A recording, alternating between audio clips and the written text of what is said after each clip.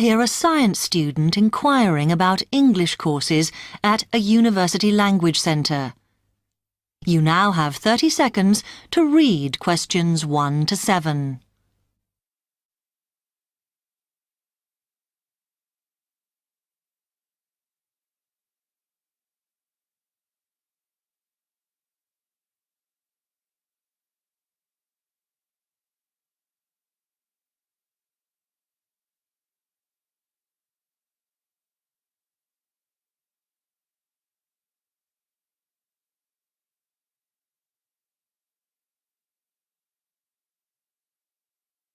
Hi, I've come to ask about the English courses you run for international students. Oh, right. I assume you're a student at the university. Yes, I've just started. Okay. Well, we've got a range of courses.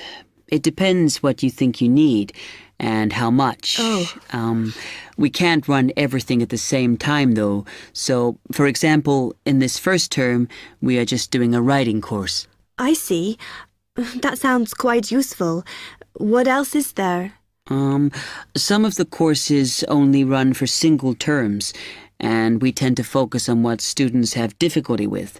That means we don't usually do speaking courses, but next term you can do listening. Oh. That'll help you with lectures and things. Our provision is all based on what the majority of our international students need. So is everything term-based? There's nothing that you run all year? Well, let's have a look. Yes, there is a class for vocabulary and grammar every term. That's for everybody, but it's split into 3 or 4 levels. And what about in the holidays? We don't do anything during the winter or spring break. Oh. But over the summer, there's just general classes because that's what most students want. A bit of everything. Okay, quite a variety then. I'll have a think about what I really need because I haven't got much time. Do you have about 20 students in each class, the same as our science seminars? We try to keep it at about 12 and certainly not more than 15. It's important for language classes. They're very different from your normal courses. Right. And how much are the classes? The rate varies depending on how many hours you attend, but you shouldn't have to pay. Usually, the department will fund you and even sort out which classes you need. Brilliant. It would be quite useful for me to have a certificate to take back to my country. Do you put us in for exams? Yes, but we don't like them to clash with your main course exams in June, so we run them in May. Oh. That leaves you time for revision. Do I have to sign up for something now? I'm not quite sure what I want. Classes haven't quite started yet, so you've got time to decide what you do. All we insist is that you sign up before week 5. That gives you about 3 weeks to decide. Okay. You now have 15 seconds to read questions 8 to 10.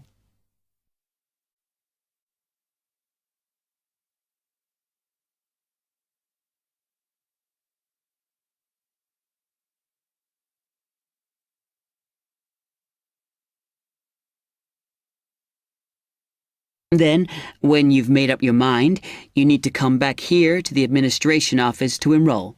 What do I need to bring with me when I enroll? My identity card, I guess. Yes, or your passport. Then you'll be given a registration form, which you'll have to show to the teacher when you have your first class. Okay. And should I ask my tutor about which classes I should do then? Yes. Then you get a note from him and give that to the desk when you register. Can I use the computers here as well? Yes. You'll be given a password when you go to your first class. So remember to bring a disk with you to save your work on, as you won't be allowed to save it on the hard drive. Okay. Will I need anything else? Dictionary? We've got loads of those here that you can borrow. But you'll need a notebook as we don't provide paper or files. Okay. Thanks.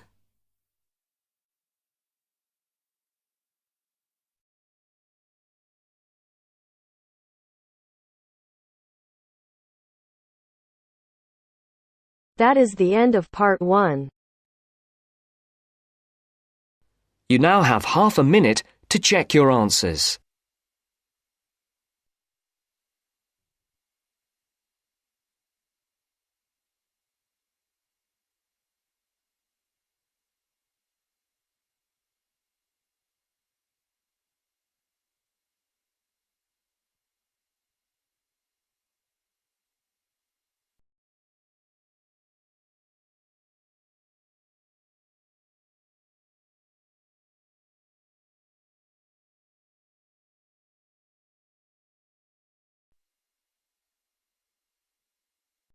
Now turns to part 2.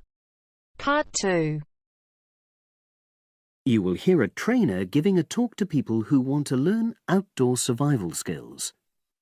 First, you have some time to look at questions 11 to 16.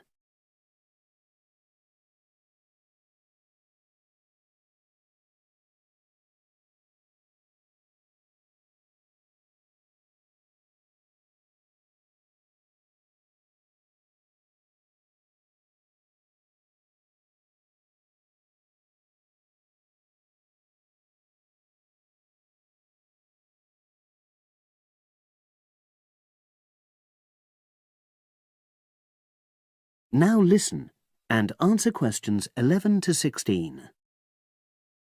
Good morning, everyone, and welcome to our outdoor survival program. As you know, this week you'll be learning some of the basic information and skills you need to look after yourself independently in the outdoors. These first 2 days will be based here in the classroom, and then we'll be taking a camping trip to put into practice some of the things you've learned. I'm going to start off with the topic of food. And to start with, I'll describe just 2 methods which we'll be putting into practice at our camp, and which make use of natural resources: the steam pit and the bamboo pot. I've got 2 posters here to make things clearer, and I'll start with the steam pit here.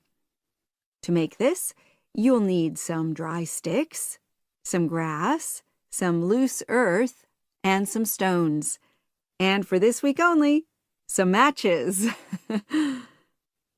The first thing you do is to dig a shallow pit in the place you've chosen to do your cooking. Let's say about 25 centimeters deep and 30 centimeters wide. Your sticks have to be a bit wider than the pit because you have to put a line of them along the top from one end of the pit to the other. Before setting light to these, you take some large stones and arrange them on top. Then you start the fire and wait till the wooden platform burns through and the stones fall into the pit. At this point, brush away any pieces of hot ash from the stones. You can use a handful of grass, and then take another stick and push it down into the center of the pit, between the stones. After that, you cover the whole pit with a thick layer of grass. And then you can put your food on it, wrapped in more pieces of grass, like parcels. Finally, cover the whole thing with earth. You have to pat it firmly to seal the pit. Then all you have to do is take the stick out and pour a bit of water into the opening that it leaves. It should take about 4 hours for your food to cook, as it cooks slowly in the steam that's created inside the pit. Now you have some time to look at questions 17 to 20.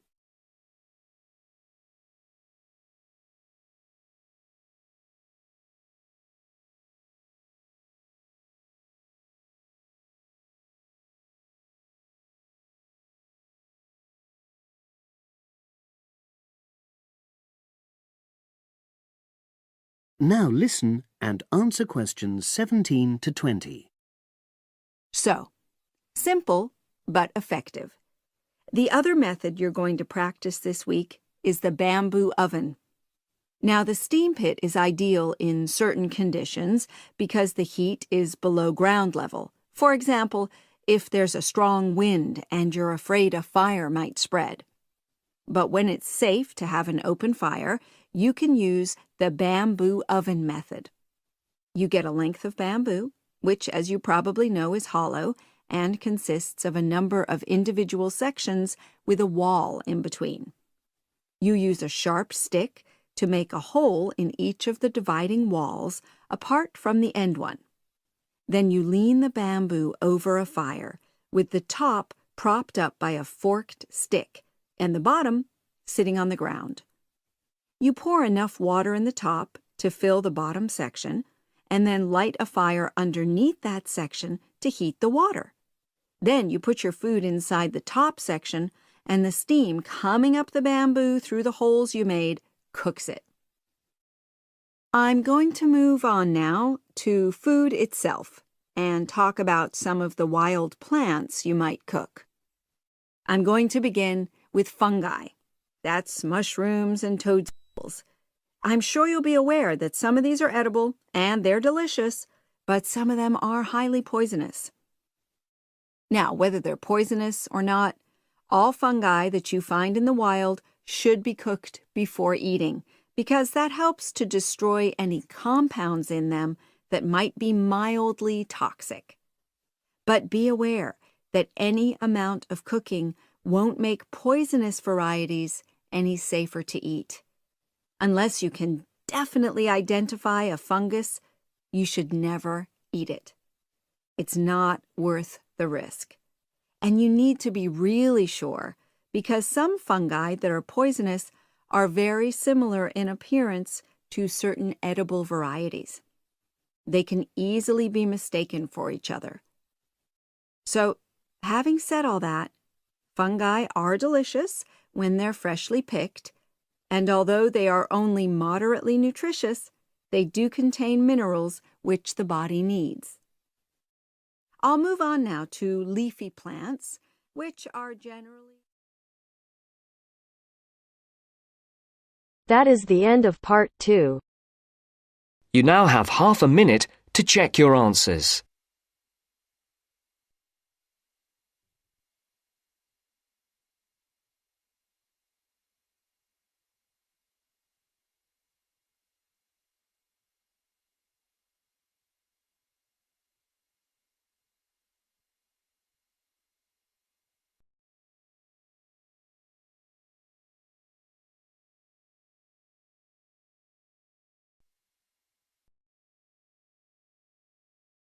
Now turns to part 3.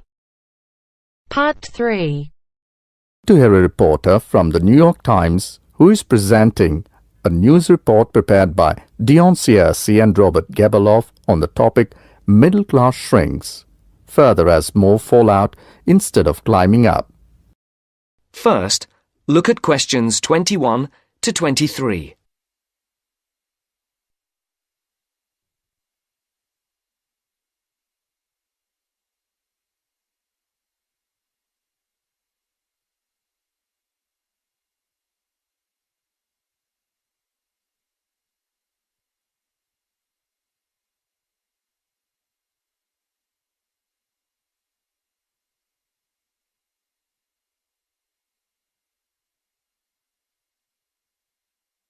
As you listen, answer the questions.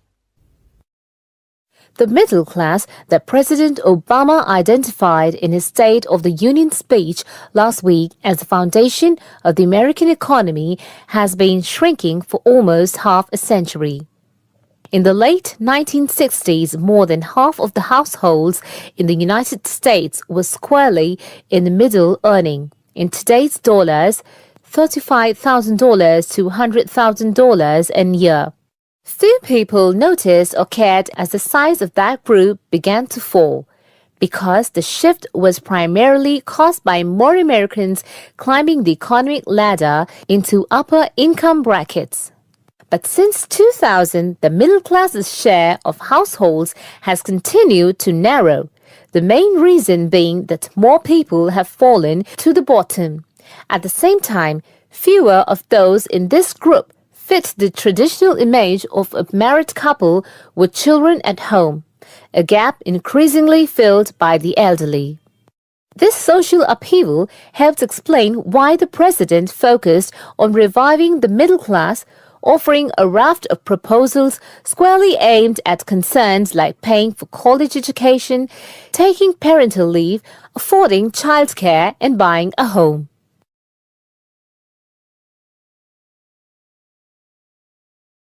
Before the conversation continues, look at questions 24 to 30.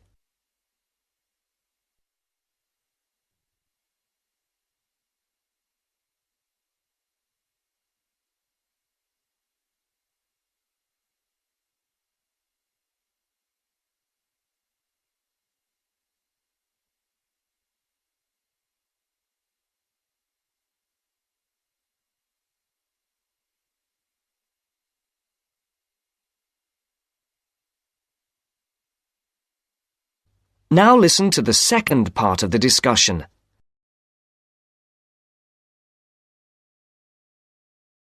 Mr. Obama told Congress and the public, "Still, regardless of their income, most Americans are identified as middle class. The term itself is so amorphous that politicians often cite the group in introducing proposals to engender wide appeal. The definition here starts at $35,000, which is about 50% higher than the official poverty level for a family of 4 and ends at the 6-figure mark. Although many Americans in households making more than $100,000 consider themselves middle class, particularly those living in expensive regions like the Northeast and Pacific Coast, they have substantially more money than most people.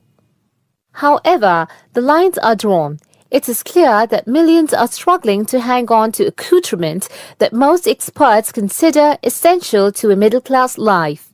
I would consider middle class to be people who can live comfortably on what they earn, can pay their bills, can set aside something to save for retirement and for kids in college, and can have vacations and entertainment, said Christine L. Ovens, Executive Director of the National Employment Law Project.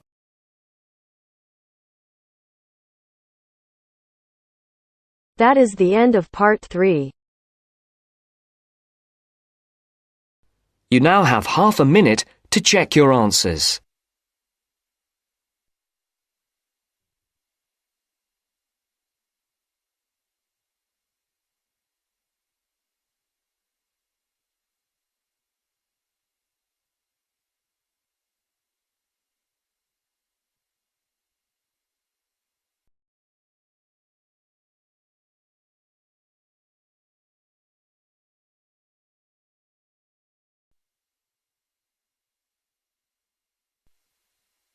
Now turns to part 4. Part 4.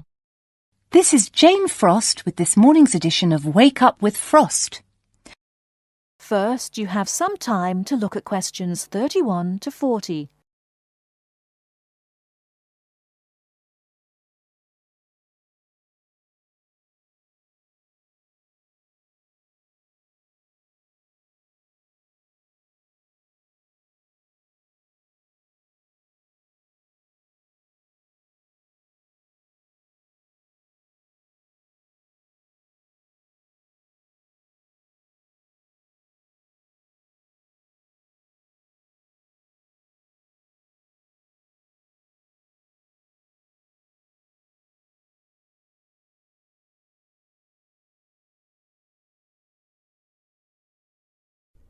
Now listen carefully and answer questions 31 to 40. Good morning. This is Jane Frost with this morning's edition of Wake Up with Frost. As you all know, for the last week we've been running a survey trying to find out what you, the listeners, think is the greatest invention of the last 200 years. The response has been amazing, double the amount we had last year, so thanks to all of you for taking part. We've had about 2,000 responses online and about the same on our phone lines. The lines are now closed, and this morning I can announce what the results were. So, here it is. You, the listeners, have chosen as the greatest technological invention of the past 200 years, and let me not forget to mention that 65% of you voted for this, it's the bicycle. Yes, the bicycle, first invented in 1818, and, would you believe it, the first bicycle was made of wood. The second bicycle had iron wheels. I cannot imagine what that must have been like to ride. It would have kept you fit at any rate. But for me, the best thing about the bicycle was what it did for women's rights. Yes, in the 1890s, it was the bicycle that meant women could change their clothing, start wearing trousers or pantaloons as they were known. Before then, women's clothes had been really uncomfortable, and I'd imagine quite difficult to breathe in. So, thanks to the ordinary bicycle, it was not only the man who wore the trousers in a home. Instead, women could now feel far more equal to their male contemporaries. And I'm sure you'll agree, the bicycle is a great way to get regular exercise, and of course, it's much better for the environment. And today, over 1 billion people all over the world ride bicycles, and for some, it's their only means of getting around from A to B. So, to all you bicycle riders out there, keep up the good work. Coming in a close second with 42% is the computer. I found out something interesting about the computer, which is that really, this word first meant someone who did mathematical calculations. Of course, today, with the development of the personal computer, computers are being used for everything from home use to business and even digital photography. I don't know about you, but I can't imagine life without a computer now. I guess closely related to the computer is the internet, and this got 12% of your votes. Maybe, like myself, many of you might think of the internet as being the World Wide Web, but actually the web is only one part of the internet. The internet began as part of the United States military network, but it later began to be used by businesses and academic institutions. Of course, today, the internet has so many uses. We use it for shopping online and entertainment, as well as to find information and send emails. But sadly, there is a darker side to the internet, and some of you have sent me emails about this. Finally, with 5% of your votes, is the radio. We think the radio was invented by Marconi in 1896, and he opened his first radio or wireless factory in the United Kingdom in 1898. In 1906, a man called Reginald Fessenden gave the first radio broadcast from Massachusetts. Ships could hear him at sea, and apparently he played the violin. As yet, listeners, I've spared you from having to listen to my guitar playing. But certainly radio is still important. Let's not forget that it was by radio that the Titanic sent signals to other ships. And with the popularity of TV today, I was secretly pleased so many of you had still placed importance on the radio. So, there you have it, the results of our survey. I think there are still important inventions that were not chosen but deserve a mention. Nuclear power and, of course, communications satellite, something which I am certain will continue to change the face of how we communicate with each other over both long and short distances. In fact, for me, the mobile phone is one of the greatest inventions of the last 200 years, if I think back to my first phone and then I look at what is happening now. Children born today will probably be more likely to have their first experience of the internet on a mobile phone screen rather than a computer monitor. Some of the new mobiles that are now being sold make it just as easy and as quick to find information on the web as on a computer. And let's not forget that mobiles now have digital cameras, word processing facilities, so you can type all your documents, and even personal organisers. I think it's quite possible that the mobile may even replace computers one day. That is the end of part 4. You now have half a minute to check your answers.